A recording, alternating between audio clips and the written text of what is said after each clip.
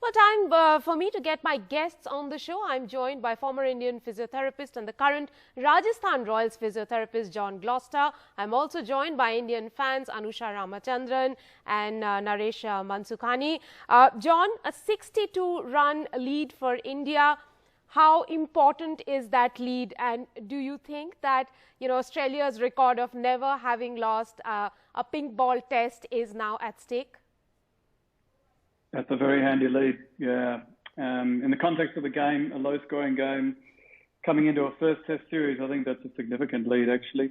Yes, they made early inroads into the Indian innings again with the new pink ball, but anybody going into a low-scoring test match with a 62 first innings lead, I think it's got a significant advantage, given the way they bowled as well, and given the frailties that Australia has at the top of their order at the moment. So there's a lot of work for Australia to do.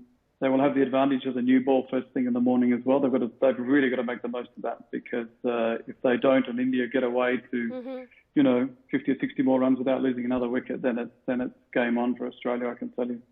John, if we talk about turning points in the day, what, according to you, was the key turning point today? There could have been a very interesting run out, same as we had yesterday, which would have involved the other best batsman in the world, Steve Smith, but it was a very different Steve Smith today, and I think that was the turning point, was when India finally got him out. Yes, he batted a lot of balls, but only for one run, but that was the bit that sort of allowed India to believe that they could pretty well sort of rip through this side quite quickly. So for me, that was the turning point, but I said yesterday that I thought that there'd be one guy who'd be smiling today on the back of what he saw yesterday, and that was Ravi Ashwin. And we saw him bowl beautifully. We saw him take 4 wickets, and I thought he exploited that wicket beautifully with the bounce that it offered. Helped by some great fielding. We saw with Virat's amazing catch to take that screamer at short mid-wicket, but Ravi bowled really well. You did say on the show yesterday that Ravi Ashwin will enjoy bowling on these wickets in Adelaide, and perhaps he will come out on tops today. Naresh, coming to you, when Ashwin got that wicket of Steve Smith, the celebrations kind of told the story, wasn't it? Oh, yes, yes, Ashwin, 350 test wickets plus, is most experienced for India. So, yeah, the celebration, obviously, because it was a very crucial wicket. We know what Smith and Ravichandran together can do at home. And we didn't have Smith the last time we were there. So I think that, putting that into perspective, I think it was a good wicket to get at that moment for India. Right. Last time Smith wasn't there, Australia were 4 for 87. This time he hasn't still able to make an impact so far as the tests are concerned. Anusha, coming to you, have you ever seen Australia struggle so much batting at home? Never. So I think I saw a stat that it was their second slowest innings in the last 20 years.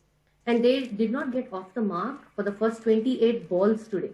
So I have not seen this kind of batting, and a lot of experts on TV also were saying, very unlike them. But we should also give credit to our bowlers. I think they bowled great length and line today, great control, especially Umesh and Ashwin with his variations and, change of pace, etc. So it was amazing. John, would you say the reason why the Aussies batted so poorly is because they missed David Warner, and we also know that one of the prime batsmen in Australia, Pucovski, he's out because of a concussion-related issue. So they couldn't really find 10 best batsmen to put out on the park? No, I don't think that's the case. I think we saw how Australia managed without David Warner for a long period of time as well previously. Will Pucovski is an unknown. He hasn't played for Australia yet, so we can't really say what influence he would have either positively or negatively on the Australian side.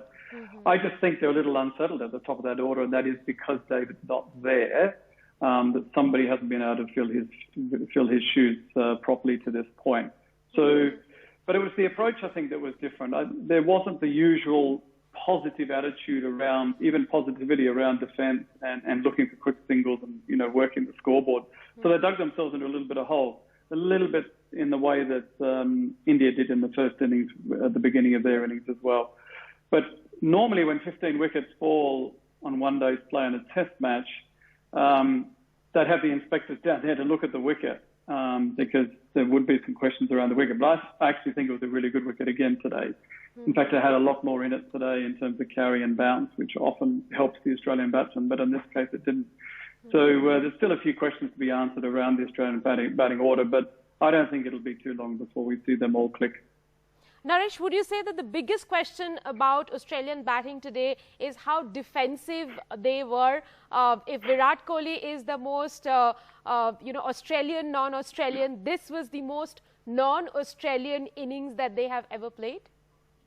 Yeah, they were very watchful to start with, and they went with Wade purely to get that left-hand combination in absence of Warner.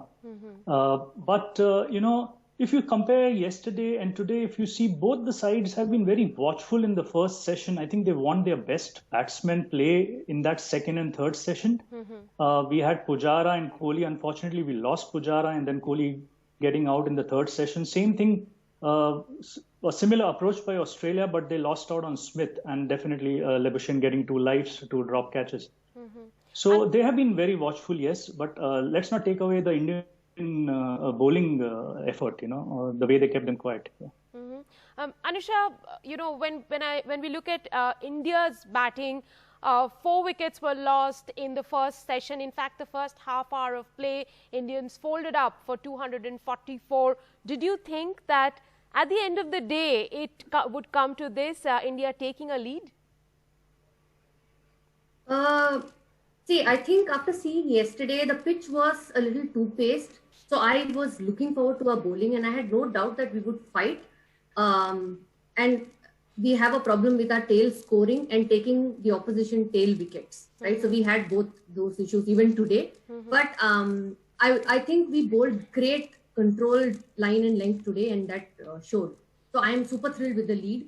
And I think we have a good chance to, break Australia's record in the day-night tests.